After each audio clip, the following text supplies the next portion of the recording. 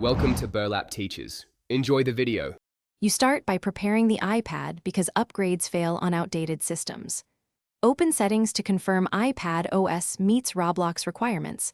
Once done, connect to stable Wi-Fi or enable cellular data. Make sure your Apple ID is signed into the App Store so downloads proceed without prompts. Now, launch the App Store and tap your profile icon at the top. This moves you directly to the list of pending updates and App Management, where the Roblox update will appear. Once inside your App Store account page, scroll to Available Updates or Updated Recently. This shows apps awaiting updates.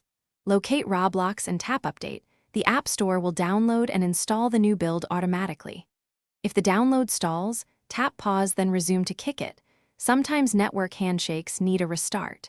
If Roblox isn't listed, pull down to refresh the updates list or open Roblox's App Store page and tap Update there, because manual refresh forces the store to check the server.